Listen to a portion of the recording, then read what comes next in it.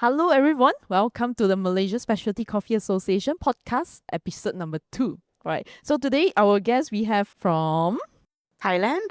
your name. My name is Asama Vichaidit. I'm from Thailand and I own a small coffee roastery in Chiang Mai, the northern part of Thailand. And I'm also a certified judge for WBC, Latte Art, Brewers Cup, and coffee roasting. Wow, 4 categories. So the next step is to become a rep. Hopefully, I Okay, hope. good news. I hope. All right. Up next, we also have this. What is this? What is this? Tell me more about yourself. Right, my name is Jean. I'm from Malaysia. I work for Common Man Coffee Roasters. It's a Singaporean-based company, but I work here remotely. I do account management and also business development for them. So, yeah. Okay, so today for this episode number 2, we will focus a bit more on sensory, and this objective of this episode number 2 is actually to help the public, those who are actually interested with specialty coffee, to taste coffee, but then you don't know where to start. I guess this episode is for you then. Okay, so very common, we have this question like, do you put pineapple in your roaster to roast your coffee to get taste notes like this in the packaging bag? How would you? You want a roastery, huh? Oh, I would never do that, and I'm not planning to do it in any near future. Um, I mean, for me, purpose of roasting coffee is to kind of like get the real characteristics from the coffee beans, which the coffee beans also come from different places, like different countries, different soils, different elevations. So these factors affect how the coffee grows and tastes. So it's just my, how do you say, my duty to kind of like bring out the flavors to make it more clear and easier for the people to extract coffee and enjoy good coffees. Yeah. What's your perspective on this? We also don't roast pineapple together with coffee. I mean, that's I don't pay for the machine. Number one, it's very expensive, right? But I think we have a similar mindset as we just want to respect what the farmers do and bring it to the people. However, I feel like there are certain demographics of customer that are into this kind of coffee, and for us, as long as it's transparent, I think that's a fair thing to do. Knowing what you buy, knowing what you want to get.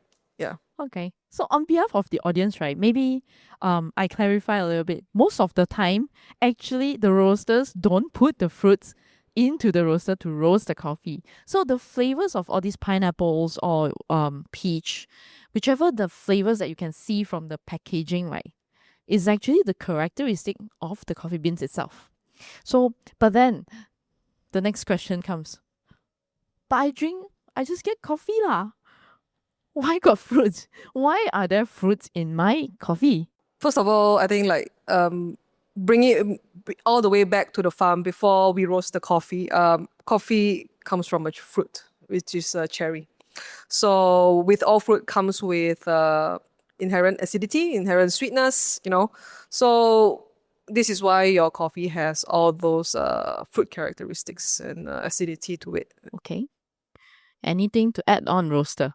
Jean totally said it all. And I really agree with her that first you have to think of coffee as a fruit, not like a conventional canned drinks or like a freeze dry that we are very familiar with. So how the fruit comes has exactly like what Jean said. We have like the sourness, we have the sweetness, maybe the dryness and the bitterness as well. But that makes up all the components of the flavor taste, and that makes it really like interesting for the people to taste, because each coffee from each places are very different, and it's very fun and challenging for us to explore these flavors. Yeah. Now that I see this packaging or there's like, oh, this type of fruits and stuff like that. Actually, how do I really identify them? And I actually really taste coffee. But the roasters, micro roasteries here, many events that we go, like Malaysia Coffee Week, there's so many micro roasteries, right? They have different fruits being put on the packaging. How do I actually help myself to taste what is being written on the packaging back? This is really challenging because back when I started like making coffee, I don't taste any. I mean, like maybe like 12 years ago, there wasn't any packaging said like coffee will taste like blueberries and florals and whatever fruit it is. It's it's always like the old school coffee that will taste. It will be like nutty, chocolatey, um, coffee like.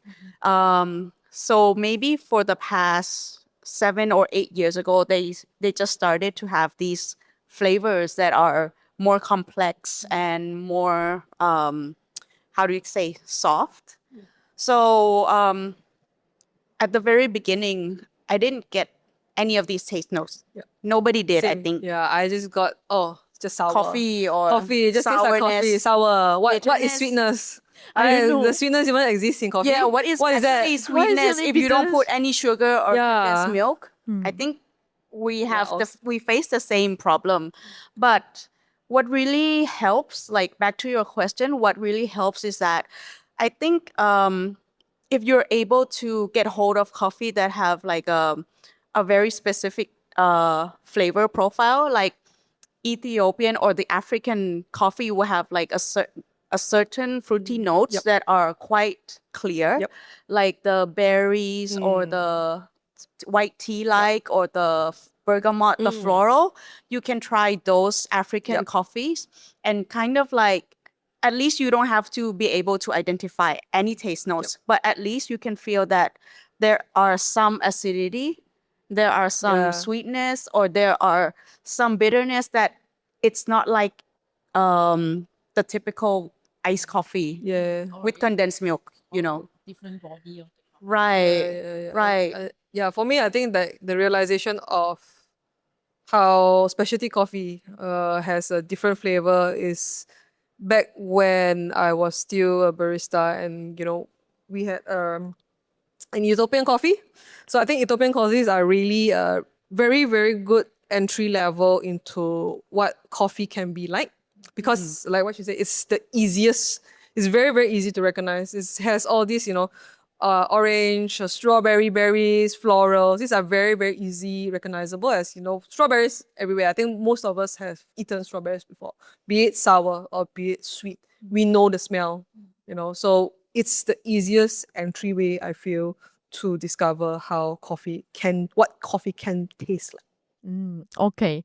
Then let's say if I were to really embark on this journey I want to taste really, really good coffee and I want to taste different profile, different taste notes.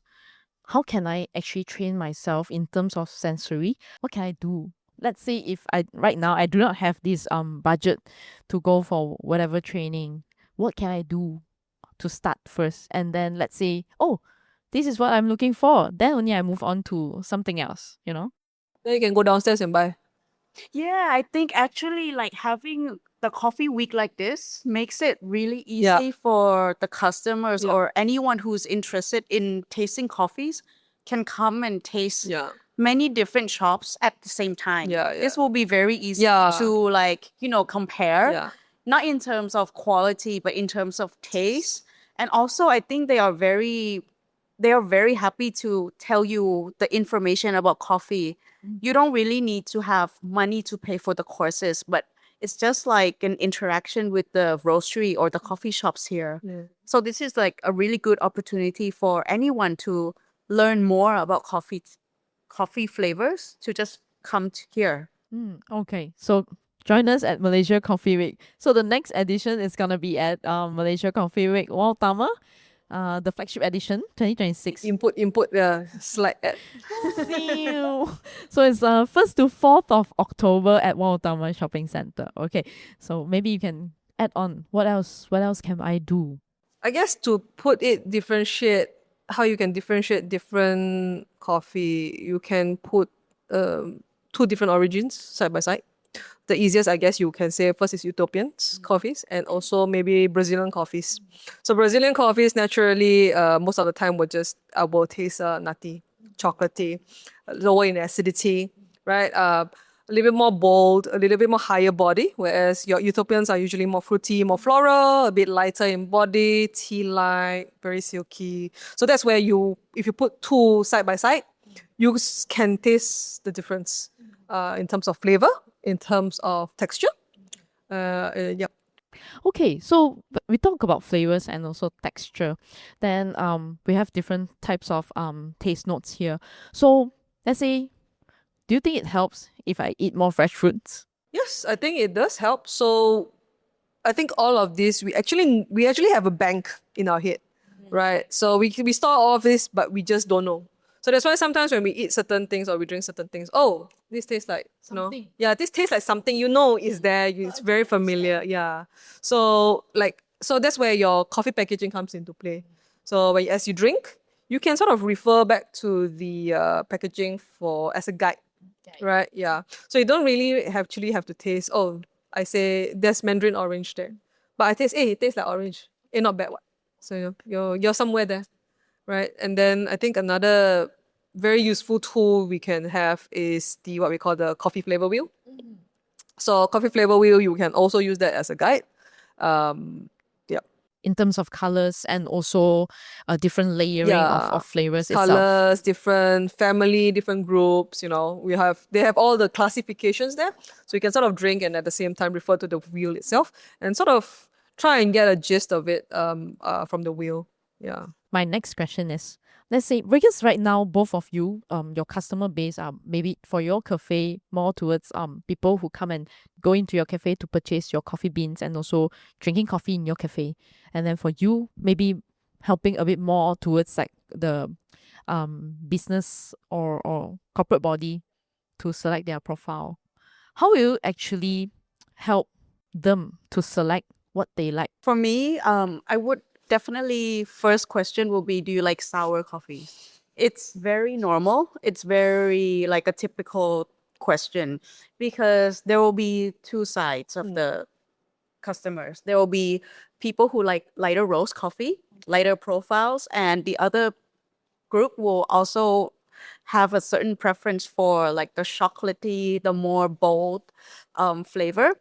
So that's the first question that I would ask. And then if they like a lighter roast, then I would also ask if they would like a more clean cup or a more like a fermented style.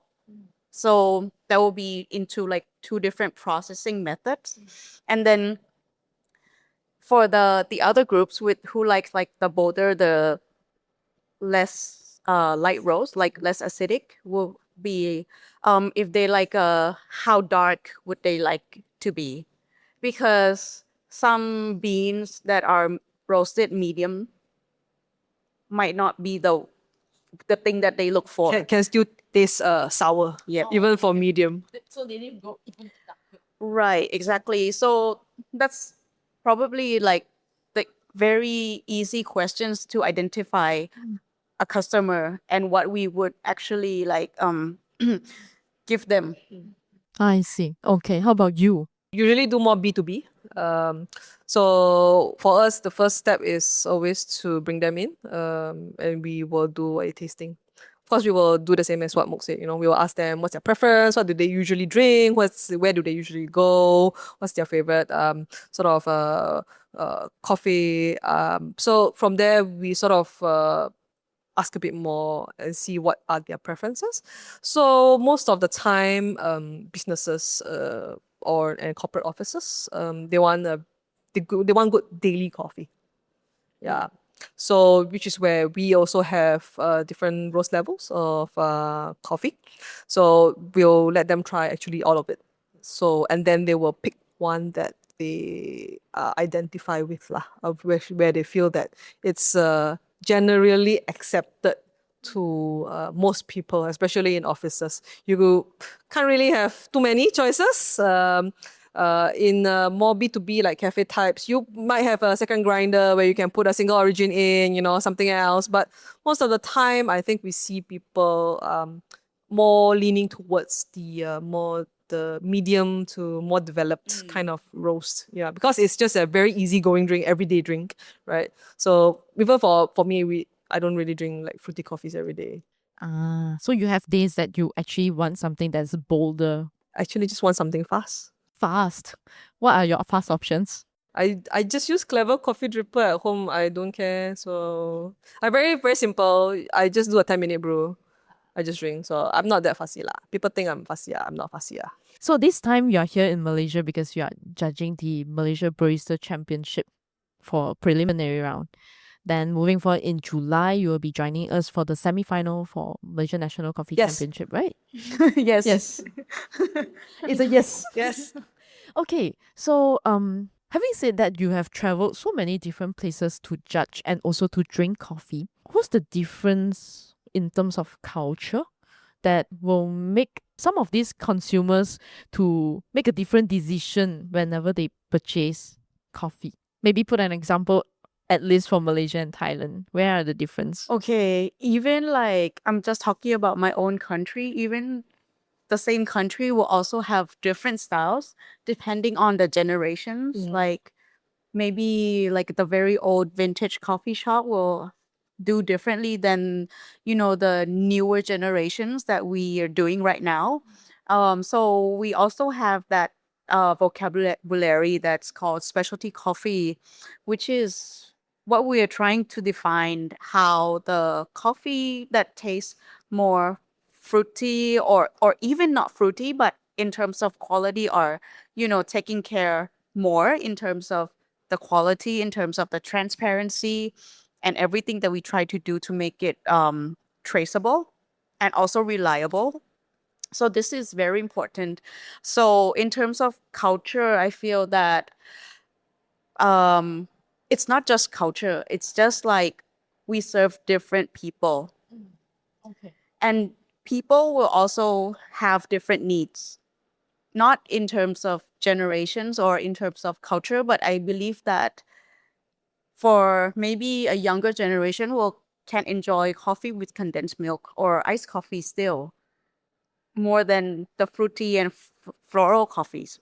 So I believe that there's a difference everywhere, not just in different places. But I feel that the Asian culture right now, like maybe in Thailand or in South Korea or even Malaysia, I didn't get to go much, but I feel like we really have more lighter roasts than before. Okay. Like a lot more than before. While when I travel to the European countries, they still do the darker roasts. Okay. But it's just like in certain areas of Europe. But the Northern Europe, like Denmark, Norway, it's different story. Very we light, still very, very light roast. exactly. So we still have like a different areas, like parts of Europe that are very different. Yeah. So I think Jean knows as well about this. You fly more than me. No. I think she knows. Yeah. Maybe you can give a little bit of input. Different countries, I feel they still do have their, in general lah, the masses still have, you will see a certain trend to it where like you see in Malaysia, a lot of people are still going, still like their regular kopitiam, right? Just your teh o, your kopi o, peng, that one, the kind of thing. So specialty coffee is still, I won't say very niche, but it's growing. Yep. Right? Even I think in Thailand, it's a little bit different. I'm not too sure because Thai milk I've tea. Thai milk tea, yes. I've went to some coffee shops and they tend to serve different roasts. There's light roast, then there's medium roast, and then there's also dark roast all together. So Three you like, grinders? yeah. So it's like, oh, you want long black? Okay, you want medium roast or you want dark roast? Or I you want think light like roast? the Thailand coffee culture is not that strong. We don't have that kopitiam culture. It's like for breakfast in Thailand, we do have that kind of old traditional coffee method with the socks, like the tea tea socks, tea that we socks. use like a very dark roast. And we put condensed milk, we put like sweetened sugar, lots of. It's not as strong as here, to be honest. Okay. Right. And I mean, Thai people doesn't really drink coffee all the time. Oh, okay. Tea? Are they a tea person? No, not Thai tea. We don't really have that coffee or tea culture. It's just very maybe it's the tradition that comes from China, but it's not like we Thai people, like the real in general. originate Thai people, we don't really drink those kind of drinks. Okay. So it's quite different. But I mean, it's not like I need to have my coffee that's specialty all the time. I enjoy my condensed milk coffee from time to time as well. I always feel like there's a time and place for everything. It doesn't always need to have, specialty coffee. I still order Milo ice. Sorry. I mean, actually, from time to time, most of the people here in Malaysia, in the morning, they still go to kopitiam. Yep. I mean, Robusta and Nanyang coffee has a very huge impact in terms of what we drink here in Malaysia. But specialty coffee can be something that is like a evening drink or after lunch kind of drink, or maybe even weekends. If I have more time, then actually I can brew it at home. So this episode really meant to help you to actually enhance your sensory. Okay, so just now we mentioned a little bit about buying more fruits. We have a bank here in our brain that we eat a lot of different things. And then actually you can help yourself to relate back to the coffee. Actually, not only coffee, any food, ramen, soup base, anything that you can think about, there are taste notes in every food. When we talk about maybe a body of whichever drinks that we're talking about, maybe you're like, what is round? Yeah. What is tea like? Yeah. I don't understand. Okay, then maybe you can put an example of when you drink mushroom soup, this is heavier, rounder. Correct. When Yeah, I drink yeah. tea, This is a bit more tea-like, Yeah. So when they say tea like, it's just a lighter body. Yeah, and it's usually like silky, a little bit more smooth. Yeah. So yeah, I think that's a good start to identify how tactile is in a way. Yeah. Okay, so now that I have buy fruits and do my own training at home already, what's next? How can I elevate myself and dive in deeper into sensory? By What are the- geisha. No lah. Oh no! I think Why you burn I think, people's pocket? come back. Okay. I think buying different coffee, like other origins, roast profiles, different processings really help. Yep. Like if you have it and then you compare it at the same time, that really helps you differentiate in terms of the flavors and taste. You don't really have to like go to the coffee and taste whatever taste notes they have. Okay. At least I try to identify if one coffee is more sour or has like acidity than the other. A certain characteristics that stands out. Try to at least like get that. But in terms of tasting food, I think it really helps if you have like a variety of food. You don't eat bananas every day and expecting to be able to taste strawberries, right? You need to taste other berries, like other fruits, other vegetables, but don't have it as like a fruit mix. Yeah. Do it separately and try to identify what's the flavor that stands out from this kind of fruit or food. Yeah. This is quite important. I mean, sometimes a lot of people these days, they just eat and they just go. eat. Really like in a hurry and they don't have much time to kind of like explore or reminiscing it. Yeah. So I think drinking coffees, like, maybe explore it from hot temperature to cold temperature and also see the transformation of flavors really helps as well. Yep. Like in a cooler temperature, you'll be able to maybe identify more, some taste notes. And maybe in the hotter, you'll be able to identify more of the aromatics compounds. Yeah. So I think it should help somehow. Sure, Drink more coffee. Yeah. and explore more food Mm. and also take some time to, taste it. Yeah. To actually taste it, but not just eat it. Yeah. So I Yeah. think like referring back to that, we are always in a rush, right? We just eat. A lot of times, even like we're at home, we just eat fruits. We just eat, right? Because fruit, right? Good ma, good for you, right? So when I was still in training, what I always tell my students is that when you eat, um, try to be a little bit more aware when you eat. Stop and think about it. Like, what does it taste like when you actually take a bite? Ripeness. Yeah, ripeness. What kind of acidity you think? Oh, this acidity. Wow. Oh, it's a little bit more Citrus. sour. Oh, got sweet not sweet. What kind of Yeah, that sweetness? kind of thing. Yeah. So and then like for us, because we do sensory, like if you take a grape, the grape skin will taste different. The flesh will taste different. And when you eat it together, it will also taste different. So there's a lot of ways how you can sort of help identify all these acidity and all the sweetness that comes from, which is what you can get from fruits. Yeah. And then think like what she said, when you drink coffee, drink from hot to cold. So I think one of the ways you can do that is that if you are a brewer at home, you always brew coffee. So you can just slowly enjoy your coffee from hot to cold. If not, you don't have like a brewing device. One simple way is the cupping, what we call the cupping method. So you just have a bowl, have some hot water, ground some coffee, and you just let it simmer. And you sort of can enjoy it from hot to cold. It's the same way. Okay. So do you agree, let's say if I want to join some sensory class, how to help me? CVA? Or I can sign up with you? I don't do trainings. I don't I'm not- do anymore. I'm not really good at teaching. So, I mean, Really? I thought you were very good at teaching. no, Really? I never. But you're a very good head judge. Yeah lah. Hey Josh. Maybe I'm okay, but I'm just too lazy to teach. Oi. Sorry. Wait. This one need to cut out. No, just kidding.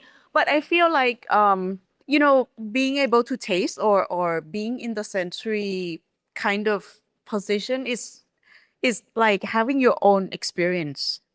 You really need to take time into tasting coffees. You'll never be able to taste coffee if you don't drink any coffee. That's one thing. And definitely drinking a lot of coffees will help. At the very beginning, I never know how I will be able to taste like flavors until I drink enough coffee and I explore a lot of food until I be able to remember it. So being remembered is very important by yourself. Like nobody can teach you to remember banana flavor or banana taste. You have to do it by yourself. Yeah. I mean, it's good that if you have someone that kind of leads you to it, Yeah. or have someone facilitate you Yeah. in terms of having this coffee and pair it with some kind of foods. But you'll have to taste it yourself and kind of like trace that flavor, trace the identical of other flavors that you might be able to remember in the past that you have tasted those food. Yeah. Okay. I think it's a journey. It's not something you learn overnight. Right. So you need to give a little bit more patience in terms of bringing back whatever you have tasted since you are a baby all the way until you're like however age that you're aged today. Yeah. Yeah. So that's actually a lot of memory right here as a human being, because most of the time, because we eat and your mom won't tell you this is strawberry. They wouldn't tell you all this time that you're tasting this is strawberry. How ripe is this? This is semi-ripe or this is not ripe. They wouldn't keep telling you about that. That's why as you grow, actually, then you tend to forget how it actually tastes like. But you remember something here, but you cannot name it out. Peach, apricot, or even passion fruit, all these things, something like that I eat before, but I don't know what's that.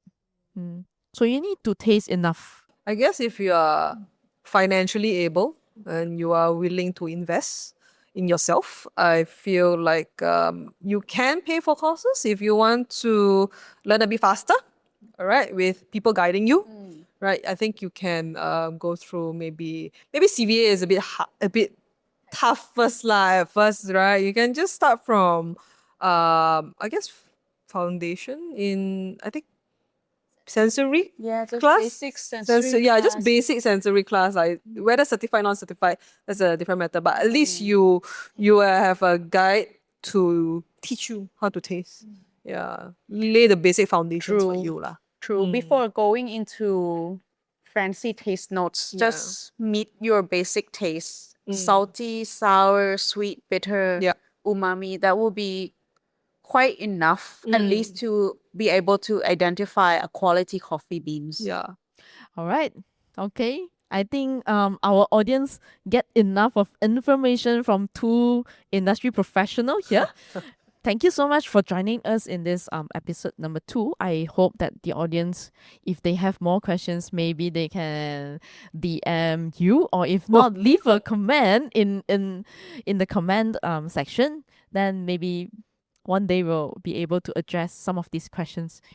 So thank you so much, Mook, and also Jean. Thank you for having joining us. Thank you. Thank you. All Thank you, right, thank you, Malaysia. everyone. ขอบใจนะ Bye bye. ขอบคุณค่ะ บ๊ายบาย